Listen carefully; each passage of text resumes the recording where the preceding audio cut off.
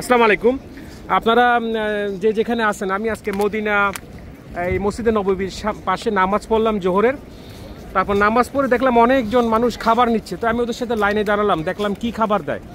তো আমি দুইটা খাবার নিলাম, কিন্তু তখন জানলাম যে খাবারটা দেওয়া হচ্ছে যারা অত্যন্ত গরিব এবং দরিদ্র, খাবার খেতে পারে না তাদের জন্য। তো সেখানে আমি আমার বাংলাদেশি অনেক ভাইদের সাথে পরিচয় হলো, যারা এখানে আসছে আপনাদের সাথে, তাদের সাথে কথা বলেন এখন।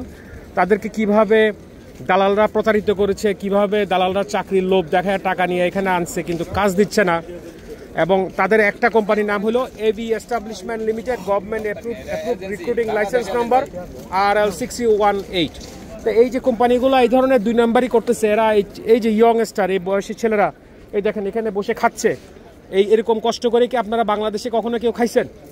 হ্যাঁ, কেউ খান নাই। দেখেন ওরা কিন্তু কষ্ট করে খাচ্ছে, ওরাই এখান থেকে বাংলাদেশে টাকাগুলো পাঠায় এবং এই টাকা দিয়ে আপনারা অনেক বাহাদুরি করেন। বাংলাদেশ ব্যাংকের রিজার্ভ বাইরে গেছে, হ্যান হয়েছে ত্যান হয়েছে, আর ওই টাকাই আপনারা পাঠান কোথায়? সিঙ্গাপুরে। হ্যাঁ, সিঙ্গাপুরে S Alam group 10 billion dollar, 10 trillion dollar এরকম শুনি। এগুলো তো ভালো লাগে না। শুনেন এখন ওদের সাথে কথা বলে। ভাই আপনার নাম কি? আমার নাম মোহাম্মদ রাসেল, আমার বাড়ি নোয়াখালী। হ্যাঁ, বেগমগঞ্জ জমিদার হাট। হ্যাঁ, হ্যাঁ, আমি আসছিলাম আমার এলাকার একজন মুরব্বী মাধ্যমে ঢাকা এজেন্সি থেকে, কিন্তু এসে ওনাদের সাথে আমার সাথে কথা হয়ে গেছে ডাইরেক্টলি কোম্পানি। এখন এসে এখানে দেখছি যে সাপ্লাই ঠিকাদারি কোম্পানি, তাও আমরা কিছুই পাই নাই। আজ 1 মাস 17-18 দিন হয়েছে আমরা কোম্পানির তরফ থেকে কিছু পাই না, এমনকি কোম্পানিকেও দেখি নাই আজ পর্যন্ত। আমাদেরকে যে বিলেতে এনে রেখেছে আমরা ওই বিলেতে পড়ে আছি। এবং কি কোনো আমাদের দালাল মাঝে মাঝে ফোন দিলে বলে কাজ দিবে বলে আজ 1 মাস 17 দিন গেছে। আমার থেকে 4,30,000 টাকা নিছে মেডিকেল বাদে, আর যাবতীয় খরচ আমার। এর মাধ্যমে আমাদের এখানে 750 লোক আছে, এখন 750 লোক আসছে এবং 750 লোকের একই অবস্থা। ওই দালালে আবার কালকে আবার মানুষ আনছে বাংলাদেশ থেকে। এই যে এই এজেন্সির মাধ্যমে, এজেন্সির মূল মালিক হচ্ছে দুলাল, ঢাকা ফকিরাপুল নয়া পল্টন। হ্যাঁ, তো ভাইয়া আপনারা তো দেখলেন, এই দেখলেন তো না? আমরা তো 4.5 মাস ধরে আসছি, কোনো কাজ নাই। তো আমাদের হয়রানি করতেছে, খানা দেয় না, টাকা পয়সা তো দেয় না। বাড়ি থেকে 1000 রিয়াল আইনা খানা খাইছি 4 মাসে, ঠিক আছে। তো ফ্যামিলি অনেক সমস্যা, 2 লাখ টাকা কিস্তি উঠে আসছি, এরকম সমস্যা আর কি। তো আমাদের দালালরা অনেক মানে দুর্ভোগে ফালিয়ে দিয়েছে। তো মাননীয় প্রধানমন্ত্রীর কাছে আমরা আবেদন করছি, আমাদের ভালো একটা কাজ দিক, আমরা চাই তাহলে আমাদের দেশে নিয়ে যাক। না, আপনার মাননীয় প্রধানমন্ত্রীর কাছে আপনারা বলতে চান যে আপনাদের সাথে যে এই 2 নম্বরটা করছে, এইটা যেন ওনার নজরে আসে এবং উনি যেন এই প্রবাসীদের নিরাপত্তা নিশ্চয়তা দেয়। এই যে সমস্ত দালালরা এই ধরনের প্রতারণা করতেছে, শ্রমিকদের বিদেশে এনে ছেড়ে দিয়ে রাখতেছে, 750 শ্রমিক, আমি জানি না 750 জায়গায় 750,000 হইতে পারে, এবং ওদেরকে টাকা না দিয়ে, বেতন না দিয়ে 1.5 মাস ধরে বসে আছে। আর আপনি আসেন 4 মাস ধরে, দেশ থেকে টাকা আসতেছে, যেখানে বাংলাদেশ ব্যাংকের রিজার্ভ নাই। এখন আপনি বাংলাদেশ ব্যাংক থেকে টাকা আনতেছেন এনিওয়ে আউট অফ। আর বাংলাদেশ থেকে যারা 2 নম্বর ভেজাল কাজ করতেছে, সিঙ্গাপুরে টাকা নিয়ে যেতেছে, বিভিন্ন জায়গায় মালয়েশিয়া, সেকেন্ড হোম, হ্যান ত্যান, এগুলোর ব্যাপারে নজর দেওয়া দরকার। কারণ এরা কত কষ্ট করে এখানে থেকে এইরকম স্ট্রাগল করে ওরা উঠতেছে, আর ওদের টাকাগুলা ওরা বাংলাদেশ থেকে 5 লাখ টাকা করে জনপ্রতি দিয়ে আসছে। তাহলে বুঝতে পারেন যে কীরকম দুর্নীতি হচ্ছে, কিরকম পরিমাণে গেছে, কোন লেভেলে গেছে।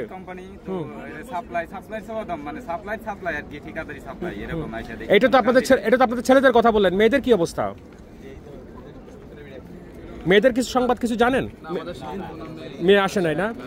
ঠিক আছে ভাইয়া, থ্যাংক ইউ, আপনাদের সাথে পরিচয় হলো, জানা হলো। একটাই অনুরোধ বাংলাদেশ দূতাবাসের কাছে, যেন আমাদের যে কোনো একটা ফয়সালা করে, এটাই চাই। এবং কি সকল বাংলাদেশি প্রবাসীদের এটাই একটাই উদ্যোগটা, যেন বাংলাদেশ দূতাবাস শক্ত হাতে ধরে। হ্যাঁ,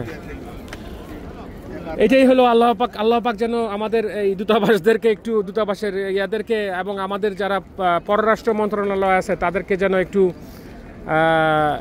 অ্যাক্টিভ করে। কেননা এরা তো সবসময় বিজি দুর্নীতির এবং অন্যান্য কাণ্ড কারখানা নিয়ে, যেগুলো আর কোনো ফাংশন নাই। এই সবসময় বিএনপি জামাতের পিছনে ঘোরা, অমুকের পিছনে ঘোরা, অমুকের পিছনে হাডুডু খেলা, এগুলো না খেলে আমি বলবো যে প্রবাসীদের এই সমস্যাগুলো সমাধান করেন। এই প্রবাসীদের টাকা নিয়েই আপনারা কিন্তু চলতেছেন। আপনাদের বেতন, আপনাদের এই বাড়ি, আপনাদের যে সেকেন্ড হোম ক্যানাডাতে, অস্ট্রেলিয়ায় বাড়ি, ইউকেতে বাড়ি, আমেরিকায় বাড়ি, আর বললাম না সিঙ্গাপুরে বিলিয়ন ডলার বাংলাদেশ ব্যাংকের টাকা, এগুলা তো বললাম না। কিন্তু এই যারা কর্ম করে খায়, যে টাকাগুলো দেশে যায়, এদেরকে হেল্প করেন। আল্লাহ হাফেজ। সবার সাথে ভিডিওটা শেয়ার করবেন এবং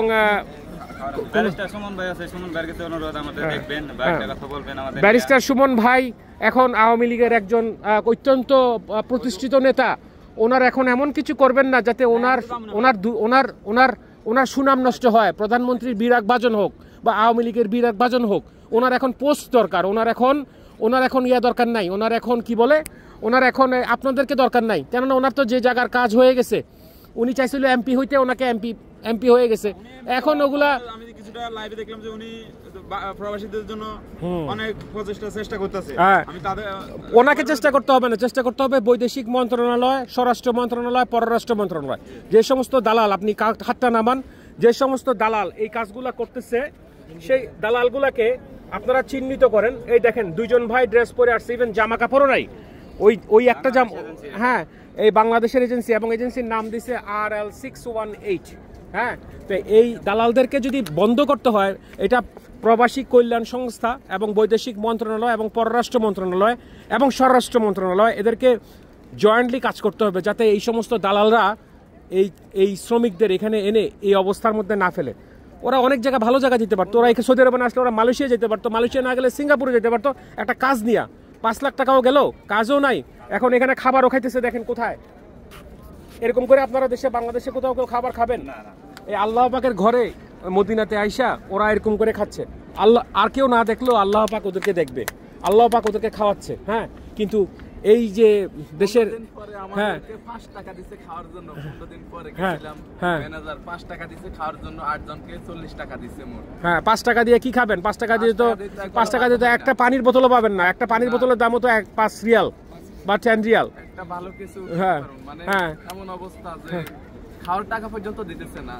এরপরে আর কি বলবো, যে আগামা কার্ড পর্যন্ত দিতেছে না। মানে শুধু শান্তনা, কিছুদিন পর পর কাজ দেব। চিন্তা করে দেখেন, এই ছেলেটার তো বাবা আছে, মা আছে, এই ছেলেটার ভাই আছে, বোন আছে।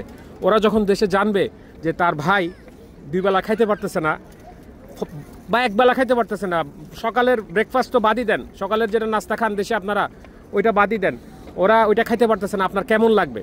আপনার যদি নিজের ভাই হয় আপনার কেমন লাগবে? একটা চিন্তা করেন, যদি আপনি বিদেশে থাকেন আর আপনি যদি খবর পান যে আপনার ভাই সকালের 1 বেলা নাস্তা খেতে পারে নাই, 1 বোতল পানি কিনতে পারতেছে না, আর যে লোকগুলা কাজে আনছে 5 রিয়াল দিচ্ছে সারাদিনে খাবার জন্য, এগুলা কি শুনলে ভালো লাগে ভাই?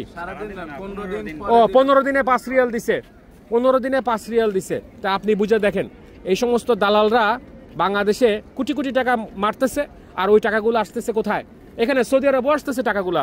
এই VIP investment banker, VIP residence permit, এগুলো বন্ধ করা দরকার। যারা এই সমস্ত ভিসায় আসবে তাদের পুরো টাকার উৎস দেখা দরকার, কিভাবে কোন জায়গায় দুর্নীতি করে এখানে আসছে এগুলো জানা দরকার। আমি আইনজীবী হিসেবে আমি এত কিছু করতে পারবো না। আমি আমার আইনজীবী হিসেবে আমি যতটুকু করতে পারি, এই মানুষের এই অভাব, এই বাস্তব চিত্র আপনাদের কাছে, সমাজের কাছে তুলে ধরতে পারি। কিন্তু সমাজের এবং রাষ্ট্রের দায়িত্ব এগুলা নজরে আনা, এগুলো যারা করতেছে তাদেরকে বন্ধ করা, তাদেরকে প্রতিহত করা। আল্লাহ হাফেজ, সবাইকে হেদায়েত দান করুক।